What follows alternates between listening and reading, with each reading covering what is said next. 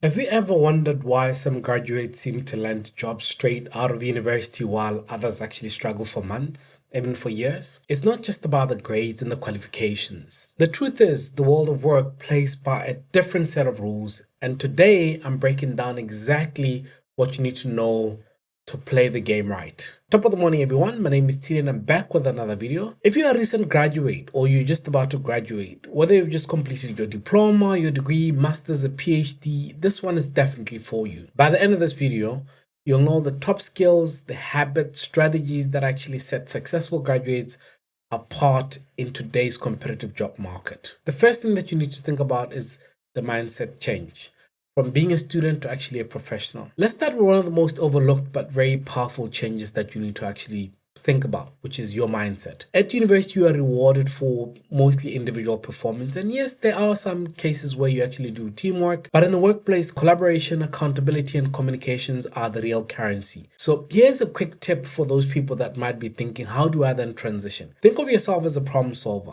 And employers aren't just looking for just hiring people. They're trying to hire people that can actually bring in solutions. And you should try and ask yourself, what problem can actually help this company solve? And you have to believe it. The shift alone can transform how you actually show up in those job interviews. And remember, in most cases, confidence isn't arrogance if it's backed by some of the research that you might have done. It's clarity about your value. The second thing now we're jumping into a bit more important, which is develop your core employability skills. Now let's try and be a bit more practical in this particular case. Now, every employer, regardless of the industry, looks for a few universal skills. Now, one of those that we can start with communication. Can you express ideas clearly and confidently? Number two, critical thinking. Can you analyze problems and actually make sound decisions? That's why they sometimes give you case studies. Number three, adaptability. Can you actually handle change without losing focus? Which is one of the things that even us people that have been working in the work environment still sometimes struggle with, and it's one of those core skills that you need to actually learn. And then lastly, teamwork. Can you collaborate effectively with people from other backgrounds? If you can't, then you're going to struggle. Now, here's the twist that you need to always be prepared for. These aren't just soft skills. They're basically some of those career survival skills that you need to think about. And you can build them through certain things. Like, for example, you can do freelancing, student projects, or even running for mentorship programs, or just small side hustles, because they teach you how to communicate and how to connect with different people. The third thing that you need to think about is building a digital presence that actually speaks for you, which is something that a lot of graduates tend to forget about. In today's world, your first impressions often happens online, not in person. So most of the time, people get to know you most of the time online. And if I search for your name on LinkedIn, what stories does it actually tell me about you as somebody who's actually out there? Or if I'm looking for graduates that are for a specific role, what story does your background online tell me about you before I present you to the line manager? Make sure that your profile shows more than just the qualifications. Add your achievements. Talk about the projects that you've actually worked on. And engage with some of the industry conversations. Make sure that you're out there, you're putting your name out there. And remember, your LinkedIn is your professional brand, not just your online CV. So what it comes across as is very, very important for most people. One of my pro tips for graduates is post about what you actually are learning. What excites you? What thesis are you working on? And what are some of the things that actually you aspire to do? Employers love graduates who actually show a bit of curiosity and initiatives. So those are some of the things that you need to think about if you're out there. If you've written articles, you've written publications, and you're a PhD candidate, please share some of those things as long as it's on the public domain. Don't go publish or it stays in those journals and nobody ever gets to see some of the amazing work that you actually had to do. Share that information online so that people can see what you worked on. Number four, guys, learn the power of networking, obviously the smart way. I know networking can also sound very intimidating, but it's not just about collecting contacts. It's about building those connections that actually add value. Start by reaching out to other alumni from your university that you studied with, professionals in your field that you want to get into, or even mentors who can actually guide you, people that have been through that journey. Start reaching out to them, asking for that particular insight and for that kind of help. Ask insightful questions. What skills helped you succeed early in your career? If you're in my shoes today, where would you actually focus your energy on? Ask people those kind of questions, because one thing that we know is that people who have actually sometimes made it love to share some of these skills with some of the people that are actually upcoming, because there's nothing better than knowing that you're actually helping build and shape tomorrow's leaders. One of the things you should also know that people remember genuine curiosity more than those polished pitches. So if you are curious about what they've done, how they've gotten there, people tend to actually be willing to help. And also remember, guys, every conversation is an opportunity to learn, not just to ask questions or to ask for a job. Number 5, get work ready experience, even before you are hired. Experience isn't only about just the full-time work. And that's one of the things that I always tell people, or that I always tell graduates.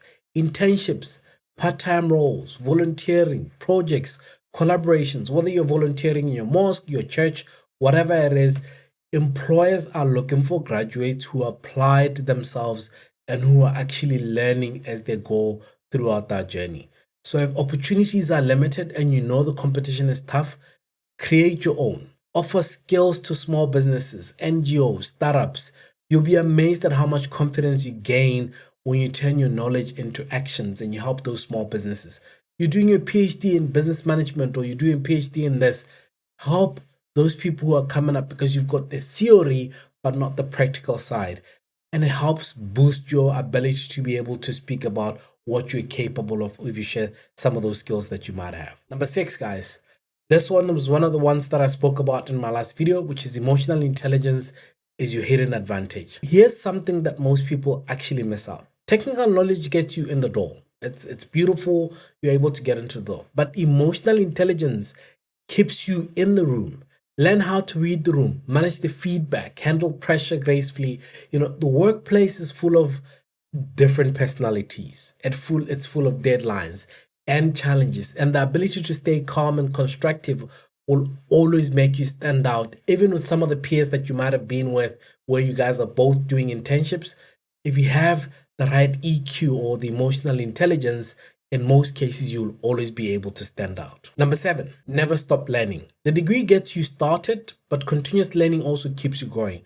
One of the things that I spoke about in my last video also was about being able to be technologically savvy. Luckily, most of you guys who are now finishing and are about to start looking for a job have been born in an era where technology was always part of, your daily lives. Make sure that you keep on continuously learning as much as you can about where you can use technology to your advantage, because some of those questions will come and you need to be prepared for those kind of things. Also, there's something amazing about graduates that actually follow trends in that industry. Take online short courses, attend webinars where you can.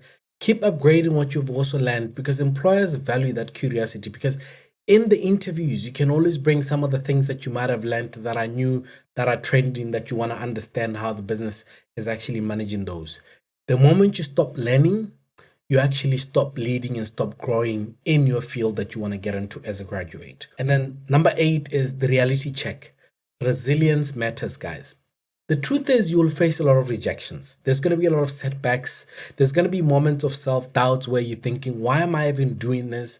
But resilience isn't just about avoiding failure. It's also about how fast can you bounce back. Treat every interview, every no as data point, not just a defeat. So learn, refine, try again, and keep trying. And one of the things that I keep on always trying to remind people is looking for a job, in most cases, especially in today's economy, is a job in itself. So please don't just give up after those applications. You've sent 10 applications, you've sent 15 applications, and you keep on getting rejections and you give up. Unfortunately, those who keep on being persistent, who keep on learning on those rejections, are most of the ones that will always succeed in their careers. Now, to summarize what I've just said, guys, shift your mindset from being a student to actually a professional, because that's very, very important. Build some of your core employability skills, communications, for example. Strengthen your digital presence and make sure that whatever you actually portray out there is the right personality and the right brand. Network with intention. Seek real-world experience. Volunteer, cultivate emotional intelligence and try and build on that. Find a mentor that can actually help you uplift that, and keep learning and stay as resilient as you can.